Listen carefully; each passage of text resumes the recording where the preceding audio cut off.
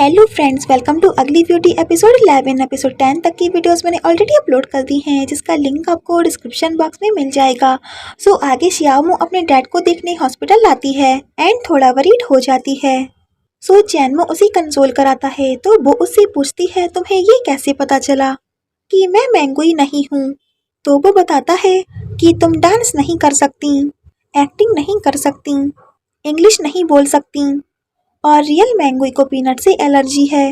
लेकिन उस दिन तुम्हारे डैड ने तुम्हें दी तो तुम्हें नहीं हुई। लेकिन मोस्ट इम्पॉर्टेंट चीज ये है कि मैंने उस दिन तुम्हारे घर में तुम्हारी और तुम्हारे डैड की फोटो देख ली थी। तो शियामू कहती है, तुम्हें मेरा सच पता चल गया तो तुमने किसी को बताया क्यों नहीं, मुझे एक्सपोज किया क्यों नहीं? तो वो कहता है, क्योंकि तुम काफी मेहनत कर रही हो और दूसरों के लिए काफी काइंड हो, तो मैं तुम्हें हार्म क्यों पहुंचाता? तो शियामो उसे बताती है कि एक्चुअली मैं और मैंगोई ट्विंस हैं। इस दुनिया में मेरी सिस्टर के अलावा और कोई नहीं है। मेरी सिस्टर मैंगोई मुझसे बिल्कुल डिफरेंट है। उसे सब आता है, वो काफी ब्रेव है।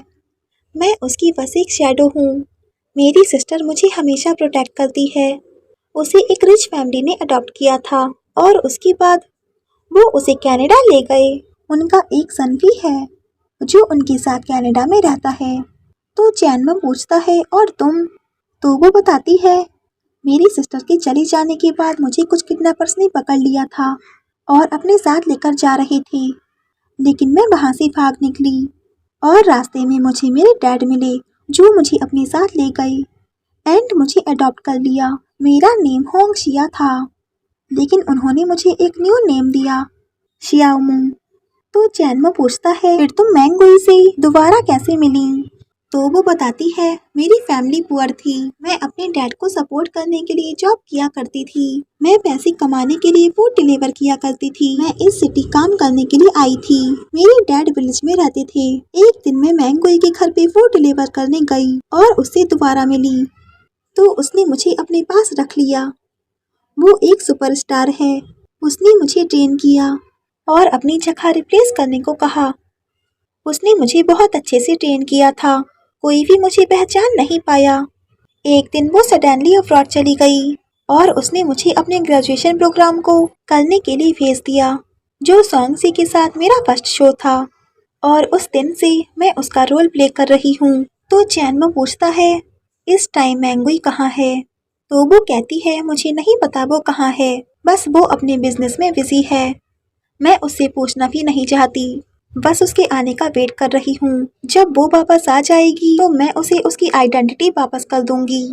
तो चैनमो उससे कहता है, क्या तुमने कभी अपनी सिस्टर की जगह एक एक्ट्रेस बनने का नहीं सोचा? तो वो कहती है, नहीं, मैं आज जो कुछ भी हूँ अपनी सिस्टर की वजह से। तो चैनमो कहता है, लेकिन तुम्हारे पास अपॉर्चुनिटी है, तुम एक एक्ट्रेस बन सकती हो।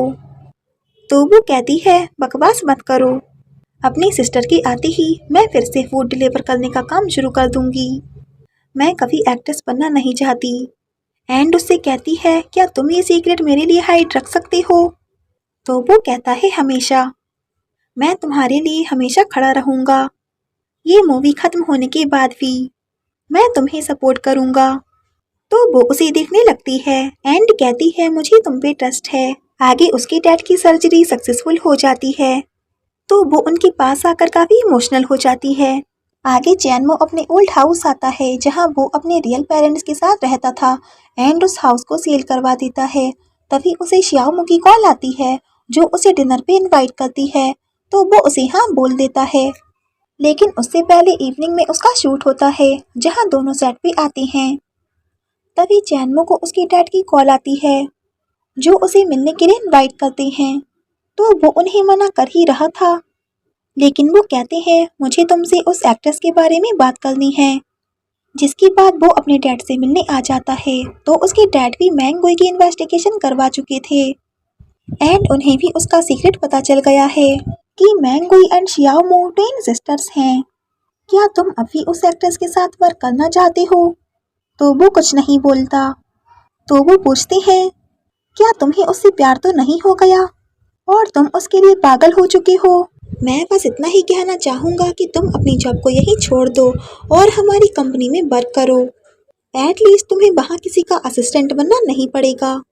तो वो उन्हें जैसे ही मना करता है वो उसे ब्लैकमेल करते हैं कि अगर तुमने जॉब नहीं छोड़ी तो मैं मैंगुई एंड शियामो का सीक्रेट फिल्म इंडस्ट्री में एक्सपोज कर दूंगा। तो चैनमो एंग्री हो जाता है कि आप ऐसा कैसे कह सकते हैं। तो वो कहते हैं मैंने तुम्हारी रिस्पॉन्सिबिलिटी ली है और तुमने क्या किया, अपने पेरेंट्स के घर को उस एक्ट्रेस के लिए सेल कर दिया। क्या तुम पागल हो गई हो? मैं तुमसे फिर कहता हूँ अपने घर वापस आ जाओ, और अगर ऐसा नहीं किया तो मैं वही करूँगा जो मुझे करना चाहिए। तो वो उन्हें बिना कुछ कहे चला जाता है। वेल उसके डैड उसका बुरा नहीं चाहते, बस वो चैनमो की केयर करना चाहते हैं। एंड कोई भी पेरेंट्स ये नहीं चाहेगा कि उनका सन उनकी कंपनी या बिजनेस छोड़कर कोई छोटी मोटी जॉब करे। वेल रात में तो वो शियामो से मिलने नहीं आ पाया था, इसलिए नेक्स्ट मॉर्निंग वो उसके लिए ब्रेकफास्ट लेकर आता है। आगे शियामो का सीन शूट होता है जहां वो सी में गिर जाती है एंड उसे चोट लग जाती है। तो चैनमो उसके पास भागते हुए आता है। नेक्स्ट सीन में वो उसके लिए काफी सारे स्नैक्स लाता है। तो वो उससे शूट को लेकर बातें कर ही रही होती है कि चैनमो उसे कोई भी जवाब नहीं देता। तो वो पूछती है तुम चुप क्यों हो। तो वो उसे एक लेटर देता है जो रिजाइनिंग लेटर होता है, जिसे देख के वो शॉकिंगली उससे पूछती है क्या तुम मजाक कर रही हो। तो वो कहता है मुझे कुछ और काम है। तो वो सैड होकर कहती है अभी तो ये मूवी भी फिनिश नहीं हुई, क्या तुम मुझे बीच में ही छोड़कर जाना चाहती हो। तो वो रिजाइन अपने डैड की वजह से कर रहा है एंड शियामो का सीक्रेट सेफ रखने के लिए। डैन कहता है मैंने चैंग मिंग को ऑलरेडी बता दिया है, उसने तुम्हारे लिए न्यू असिस्टेंट रख लिया है। तो वो पूछती है तुम ऐसा आखिर क्यों कर रहे हो। तो वो ये प्रिटेंड करता है कि लास्ट टाइम तुमने मुझे किस किया था, हो सकता है तुम मुझसे प्यार कर बैठो, और अगर तुम मेरे साथ डेट करोगी तो सब तुम्हारा मजाक उड़ाएंगी कि इतनी बड़ी स्टार एक छोटे से असिस्टेंट से प्यार कर बैठी, अपना ख्याल रखना। ये कहकर चला जाता है। आगे वो पैकिंग करता है तो सॉन्गसी का असिस्टेंट कहता है क्या तुम मैंगोई को अकेला छोड़कर जा रही हो। तो वो कुछ नहीं बोलता एंड आगे शियामो की डोर पे आता है। तभी वो भी वहाँ आती है लेकिन कोई भी डोर नहीं खोलता एंड वो उससे बिना मिले ही चला जाता है। देन जब वो डोर ओपन करती है तब तक वो जा चुका होता है। उसके जाने के बाद शियाओमो काफी हार्ट ब्रोकन हो जाती है। आगे मैंगो की ओल्ड असिस्टेंट डैन डैन को उसकी जगह रखा जाता है। आगे वो उसे शूट पे कॉफी देती है तो उसे चैनमो की याद आ जाती है एंड उसकी आंखों से टीयर्स भी आ जाते हैं। नेक्स्ट सीन में चैनमो बनाना के घर आता है तो टेंशन उससे कहती है तुम यहाँ फिर क्यों आए, क्या तुम्हारे पास खुद का घर नहीं है, तुम्हारी डैड तो काफी रिच है ना।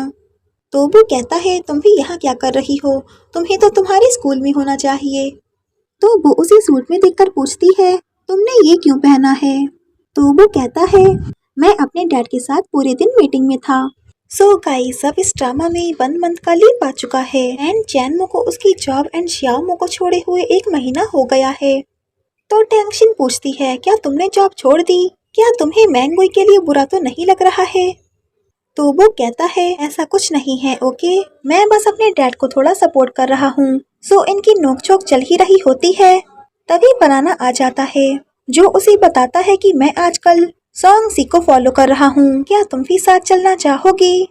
नेक्स्ट सीन में दोनों उसे फॉलो करने किंडरगार्टन आते हैं।